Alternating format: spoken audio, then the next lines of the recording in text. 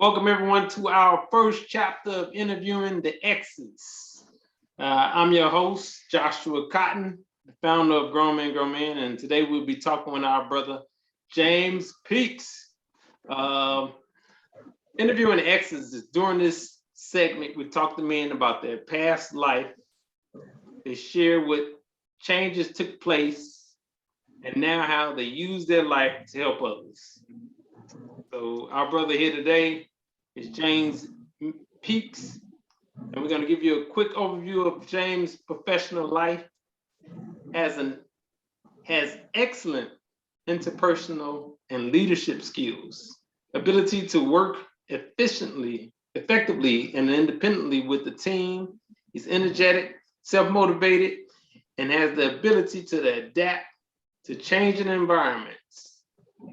Currently, he works in substance abuse. He works as a substance abuse counselor.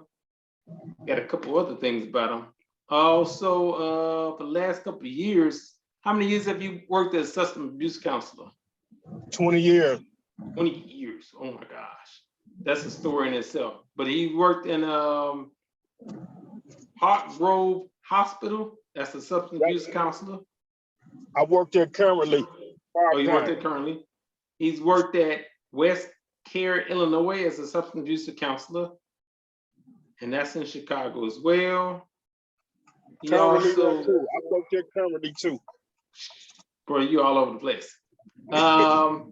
His alumni associates, he's Iron Sharpens Iron Men's Ministry, Education, as an associate in Arts of Counseling at Malcolm X College in the city of Chicago. So he's here, Chicago.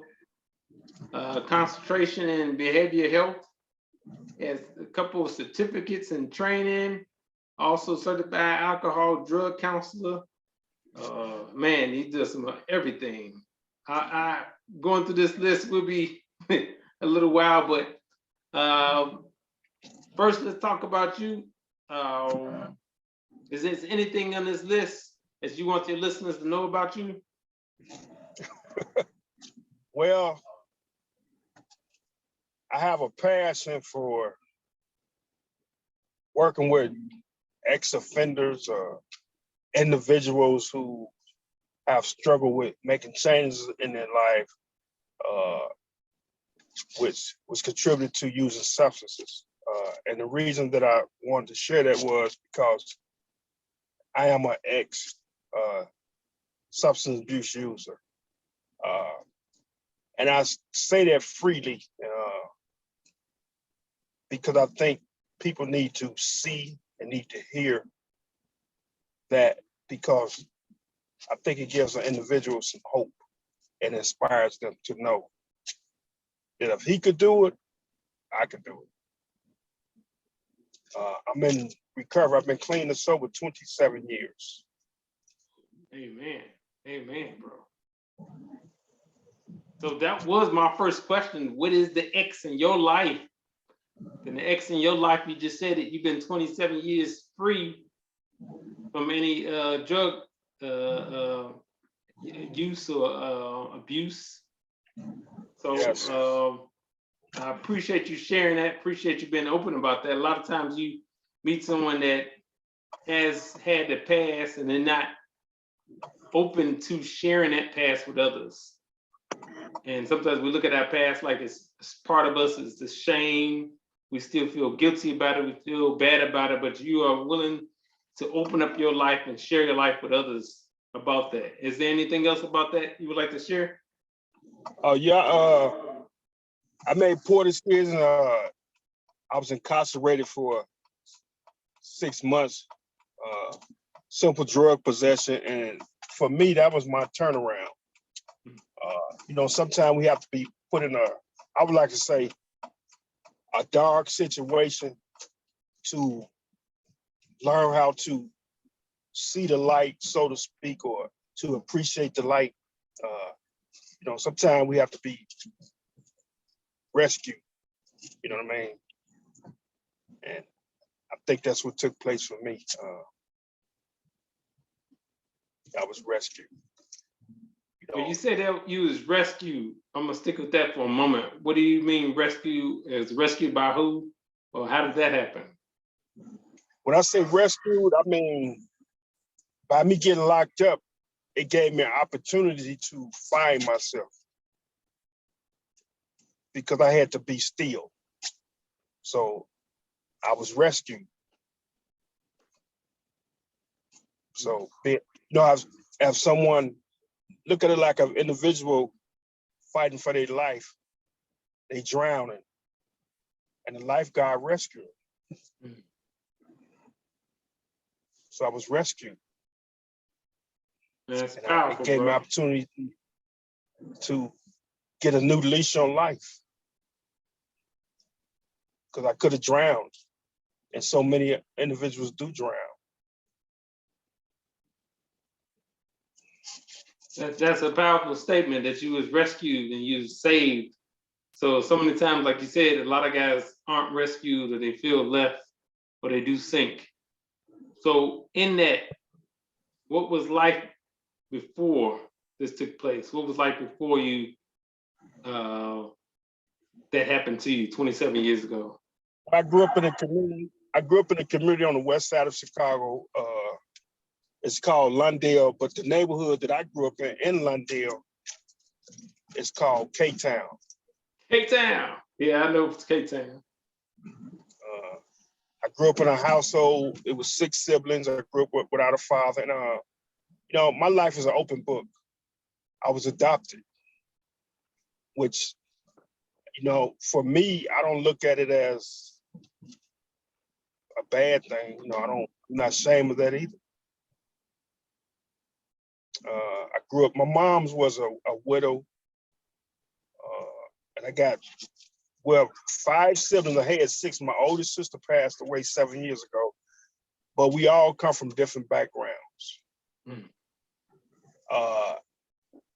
As I look back over my life, I think partially me making the decision to get involved with substances, I contributed to trying to fit in, and somewhat felt different because a lot of my peers growing up, their parents were younger. My mother was an elderly lady, so I felt different. Mm. So, got involved with things. But I was growing up, I was never the type of kid that didn't follow rules, that created problems in school. I didn't have those issues until I became an adult and really got involved with the drugs. And, it's an old saying, when you're in Rome, you do what the Romans do. So it's you, the people you were around, your circle, your crew, or the guys you was with. Right. And we're using substances, you find yourself doing things, participating in situations that you said you would never do or you would never get involved with. And I found myself hanging around individuals at one time I wouldn't have hung around. The people you're around make a big difference in your life. You're around millionaires, they'll teach you how to be a millionaire. Exactly. If you're around somebody that know how to rob cars, they're gonna teach you what they know. There you go. So you hang around people, they're gonna show you what they know. What do you think caused you to make this choice for your life? And you said a lot of it was to do with the people you're around. It was the environment. Was anything else the cause of what made you make that choice? And as I look back, Josh, I think about how when I started using substances, I started using substances in high school, smoking marijuana, But a lot of my peers, they did the same thing, right? The ones I was hanging around. But it was only a few of us that I went to high school with that really got caught up, so to speak, or the addiction grabbed them. They got caught up in it. You know, some of my peers, they just experimented with it and they let it go. But me, it just got me. I just, I don't know. And I found myself really diving off into it as time passed. I was into sports. I enjoyed school, but there always was a part of me that wanted to get high. You know what I mean? Mm-hmm. In high school, how easy or how hard or difficult was it to experiment with drugs? Was it something that was around you often? Was your guys that had it, or? Yeah, it was there. Yeah. When I was in high school, we had open campus. We could leave. And I went to a high school where it was different cultures, whites, Hispanics, Asians. Yeah. I had a great time in high school, but I recognize where it all began too. You know what I mean?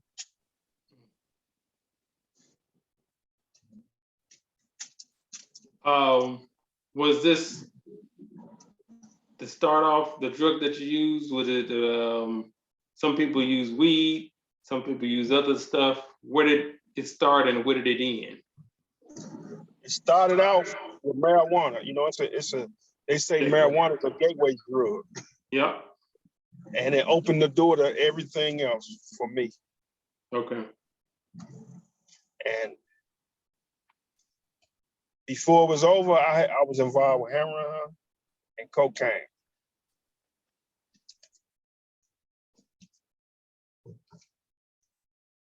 Next thing you know, during my journey, I'm in the Illinois Department of Correction. So it took me some places that I didn't really volunteer to go, but using the substances, using the drugs, it led me there. My thinking changed, my decision making was called my decision making to change. When you growing up and you feel a little bit indifferent, you want to be part of something. You cave into peer pressure. Sometimes we try things. Mm-hmm. And sometimes, you searching for something, and some things you try, you'll be like, yeah, this is what I've been looking for. This is okay. You know what I mean? Mm-hmm. Bro, that's deep. That's deep. Tell me a little bit about the education behind the difference of heroin, cocaine, so guys that don't know what they know, and the effects of these drugs. Okay, cocaine is more psychological. You have psychological withdrawals. It's a up. It keeps you going. It's a stimulant. Now, heroin is a painkiller. It's an opiate base. So when you use heroin, it's like you ever seen that commercial? Back in the day, it was called Calgon, Take Me Away. Yeah. That's what heroin do for you. Heroin. That's what it'll do for you. It take you away. Everything is okay. So can you imagine, when I remember the first time I tried it, my body rejected it. Your body is designed to reject anything that's not good for you. Foreign substances. Alcohol, anything, the brain sending signals. But at the same time, your body will adapt to survive. So after a period of time, I became dependent on it, and I didn't understand it. So when I didn't get it, my body sent out signals saying, hey, what's going on? You got to feed me. I need some heroin. So that's when the withdrawals come in, the physical withdrawals. You sluggish, It's almost like flu-like symptoms. That's why you see people do what they do to obtain it, to get it. Because they're sick. Feeling Yes. sick. Yes. You know, I learned so much, man. Like you gotta have sugar. You know, sugar give you a rush. That's why they like sweets. Yeah. Bro, this conversation's deep. Deep, deep, deep. And that was the same as heroin was the painkiller that make you feel numb to things and make you feel like everything's okay. How does the cocaine make you feel? It gives you that stimulus, that rush that you never get enough. You chasing it. You want that. You know, the first time I used to smoke cocaine crack.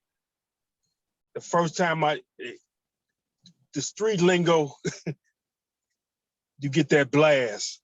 And that first blast is what you constantly chasing that you never get.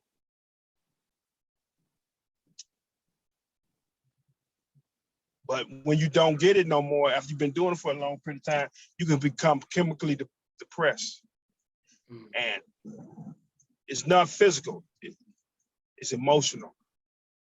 You know, some people be so cocaine users, severe cocaine users, they become depressed. Yep.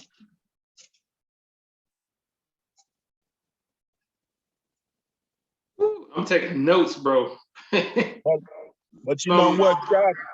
Like anything else, your body can make adjustments. Right. And, you know, and you can pretty much get back to being normal. I smoked cigarettes. And when I got into recovery, when I got clean, I let cigarettes go. And one of my philosophies is I'm not going to drink. I'm not going to do anything because if I'm drinking, I'm still trying to get high. I'm still trying to get a feeling. Right. So, and it's a lifestyle. I'm okay with it. I'm okay with it, you know. How long did this last? What? The abuse. Well, I started with marijuana at 14, and when I was done, I was 29 years old, 28.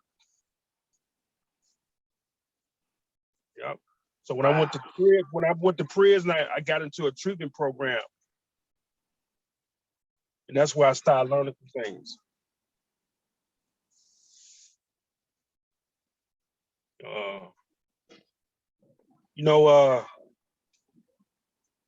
Sometime in life, it got to get worse before it get better. But getting worse makes you better. That for me, it made me better. Because when I got released, my mom's died 28 days later. That's all I had. But something that would have caused a relapse. Yeah, I stuck with it because, you know, Josh, even as a kid, I always had a mindset to look beyond where I was at and how I would be if I don't do something. So one of my greatest fears was I never wanted to be an older man and still on that path. I used to always think about that, even when I was using drugs. You know how you had those moments, those flashes. So that motivated me.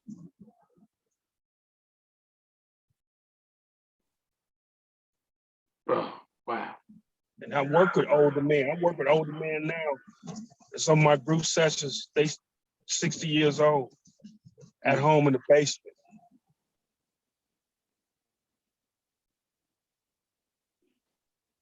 How long was you on lockdown?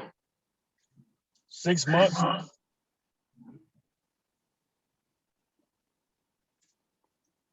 And please share with us what caused that or what happened that was the story getting to that point. That seemed like that was part of I the got, I downward spiral. got caught with drugs.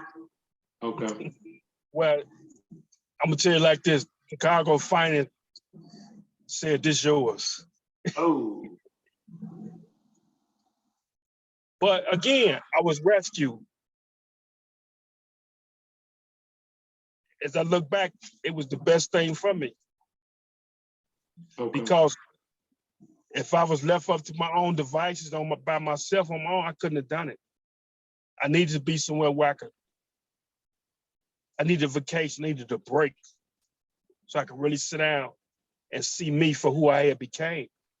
Because when you're using drugs in the everyday life, you ain't got time to really look at you. I'm running from me. I don't want to deal with me. So being locked up, I had no other choice. And being able to sit still and look at me to see me for who I really was at that time, I didn't like what I saw. I couldn't medicate it. I couldn't numb it. You know what I mean? Mm-hmm. I had to feel it. And you know, sometimes, Josh, when we feel something that makes us uncomfortable, you're going to do something about it. That's part of your body is supposed to giving out those warning signs. Then you know something's uncomfortable.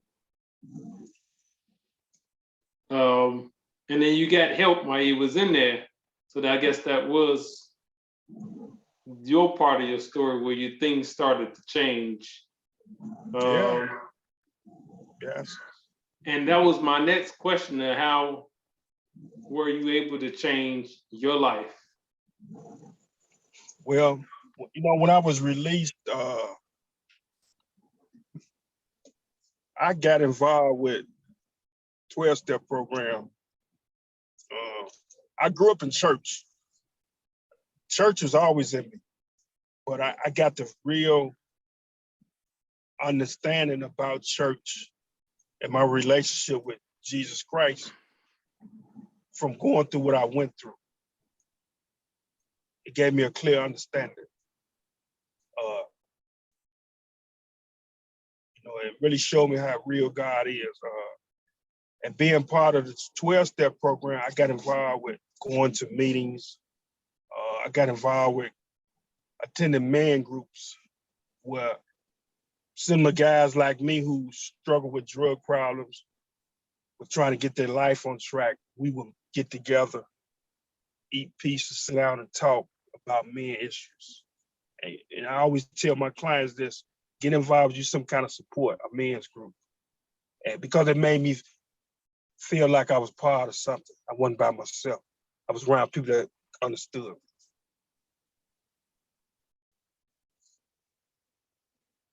Having the support, bro, is you ain't trying to do life alone, because then in those days that you're struggling, you get someone you can talk to, Right. someone that has this experience, someone that's been there. Exactly. That's life, man. We should never try to live life alone. That's deep. Boy, this is an eye-opening experience, real story. Like I said, a lot of people are not interested in talking about their past life and what they've been through and willing to share how their life changed. So from this experience, how did you grow from this experience? It made me, you know, I'm gonna be honest, I for the first time in my life after my mom's passed at the age of 29, I had to grow up. I'm just being honest. At 20, I had to grow up. My moms were gone. I couldn't stick the key in the door no longer and just go in. You know, I couldn't just open up the refrigerator and know it was something in it to eat. For the first time in my life at age 29, I had to make it happen for myself.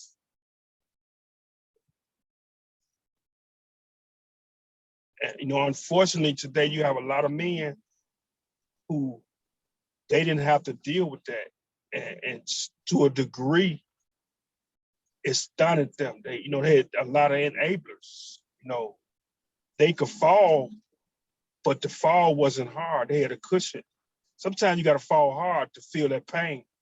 And that pain is your reminder. At that rock bottom, when you Yep. hit rock, there's nothing else there. Yep. I had, you know, the first time in life, I looked up and looked around and nobody here. I got to make this happen. So if I made a bad decision, I could get locked up again. I ain't got nobody. My siblings, they didn't want to be bothered with me. And they was, you know what I mean? And I understood that.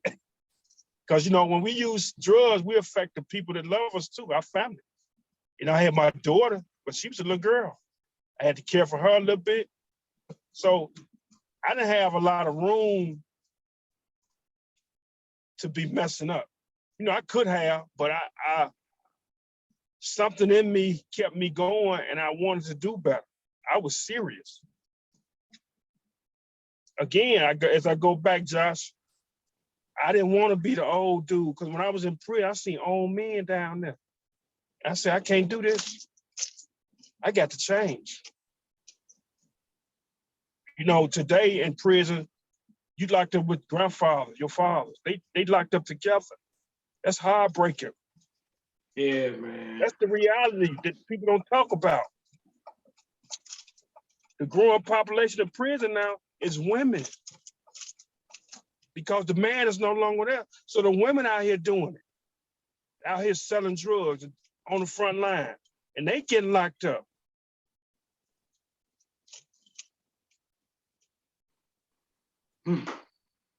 You know a number of your friends that experienced this as well then?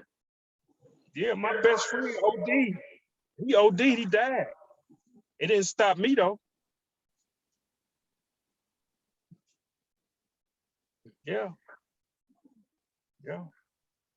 I have childhood friends I grew up with that's dead, that's locked up for a long time.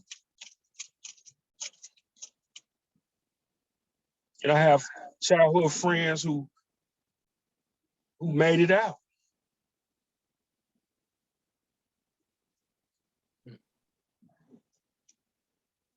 I have two sisters that's teachers.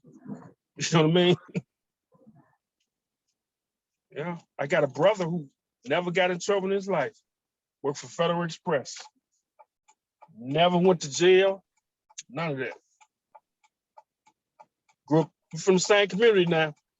You know what I mean? So it ain't always where you at. Sometimes it's just you. Yeah. And that's my last question that I'm asking tonight. If it is just you, and it doesn't always matter where you at, what advice would you give to any young men experiencing what you went through? Number one,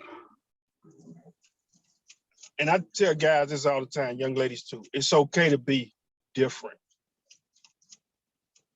You know, you don't have to go against what you know is not right to be accepted. It's okay. You know,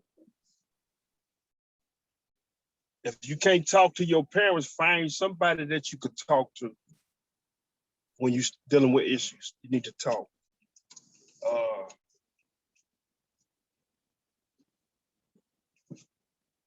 And you do matter. You are important. And last, mistakes is how we become wise. It's how we learn from making mistakes. That's how we gain wisdom, by making mistakes.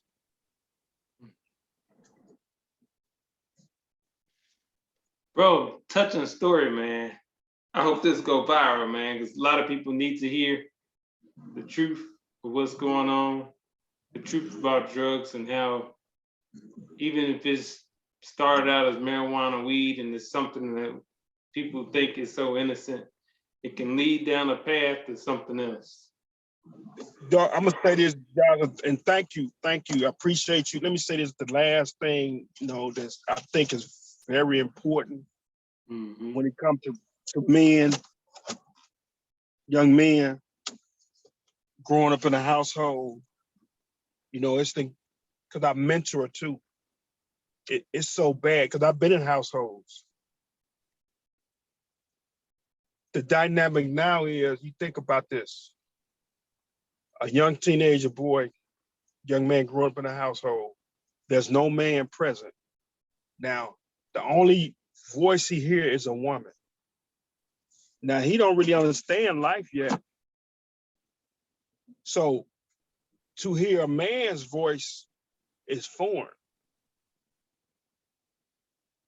Uh, Also, the moms is dealing with her issues because she's trying to hold down everything. She got her own struggles. And then she wants some personal attention. So she involved with somebody to get her attention. So the young man who wants the attention, he don't really get the attention that's needed unless he do something that draws her attention, which usually can be something negative. Then she gives him one-on-one attention. So a young man grew up thinking like, okay, if I be negative, I'm gonna get attention. So let me go to school and display negative behavior. Then people will pay attention to me. Any way you can get it. So, and that trickles over into the community. So if I act a fool, I'm gonna be the man. They all eyes on me. I'm craving something that I've been wanting anyway. Now I'm really getting it. Man, it's heartbreaking to hear that our people But it's the in our reality. community going through it. Yes. I got a young man now that I'm dealing with it. It's a fight, Josh. He got shot 8 times. And he made a statement the other day. But I told him you got a great purpose. He said, I'm gonna be honest with you, Mr. James. They call me Mr. James. I got to get my leg back. You know what that mean, right?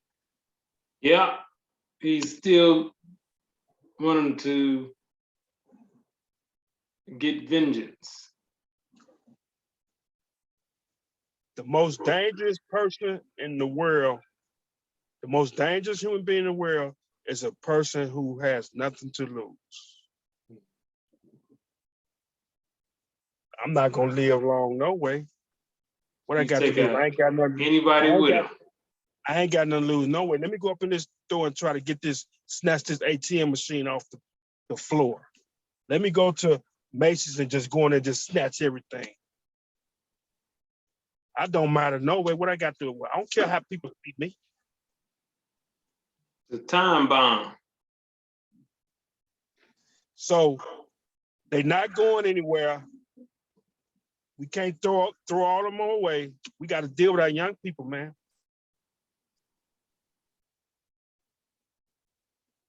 But we gonna pay a price. We paying a price now.